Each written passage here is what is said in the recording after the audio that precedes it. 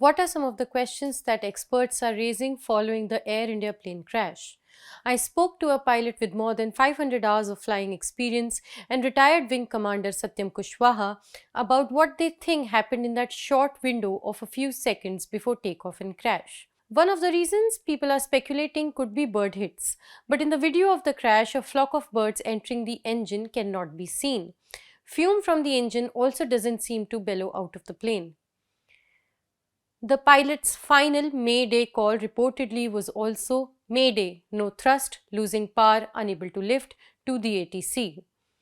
Experts try to figure out probable causes by looking at the video as they wait for more facts to emerge and await further investigations.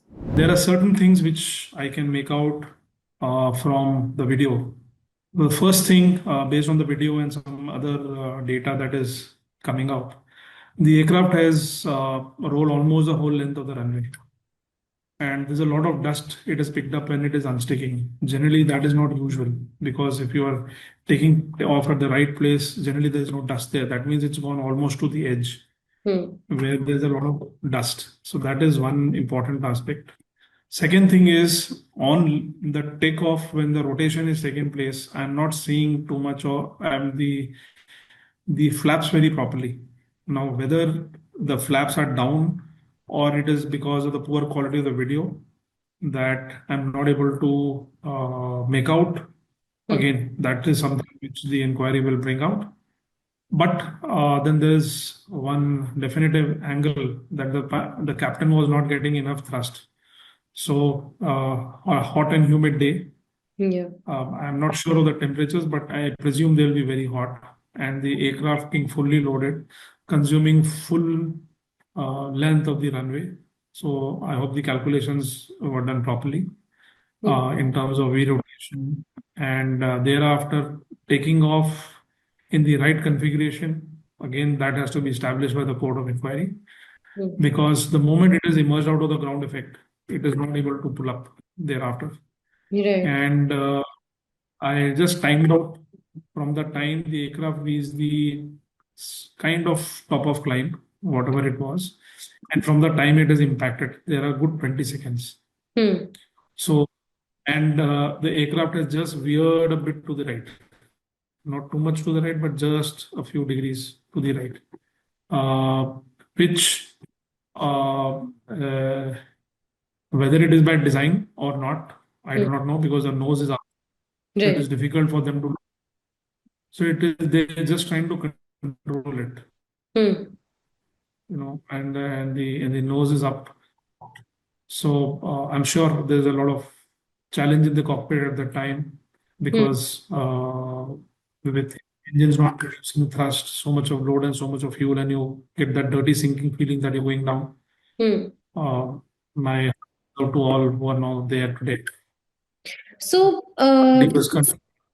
can we still say the probable cause could be sudden engine failure, or does it come down to miscalculation?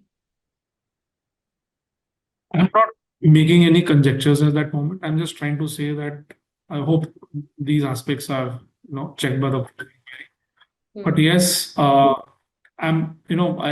checked the engine behavior also in whatever best you can make out. I'm not seeing any plume coming out. Generally when there is a flame out, there's a definitive indication that the engines have given up. So I'm not seeing that. I mean, blame it on the video quality. Maybe if at all there has been some indicators to the people standing on ground. I think the ATC would have, if that would have been the case, and it's a very visible thing, when the engine flame out takes place. So they would have commented on that. Right. And the second thing is that I also have not seen any birds, minor birds, these engines can swallow easily. So I'm not seeing any major flock of birds moving, which have been ingested inside and thereafter. The commercial pilot, speaking anonymously, also elaborated on how challenging the flight conditions were. He said, and I quote, "The lack of a rudder input behind the vertical stabilizer as the aircraft stably descended to the ground indicates a complete loss of power," said the pilot. A rudder helps a plane steer left or right and is like a paddle on the tailwind of the aircraft, he said.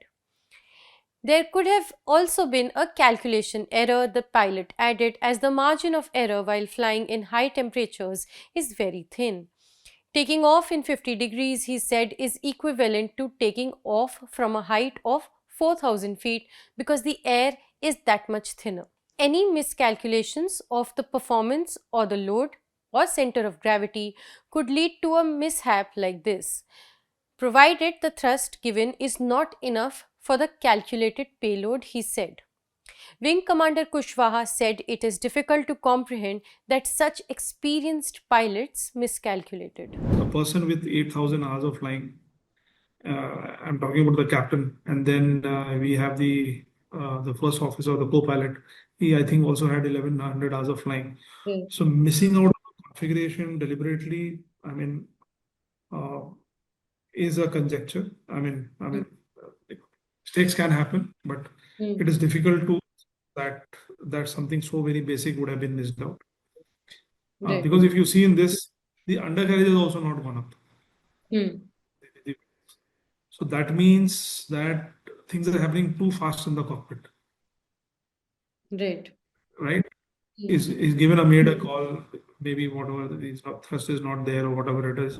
Experts, however, warn against early speculations and wait for proper investigations, but in the meantime have given us a broad outline of the aspects to look at. For The Print, this is Shubhangi Mishra.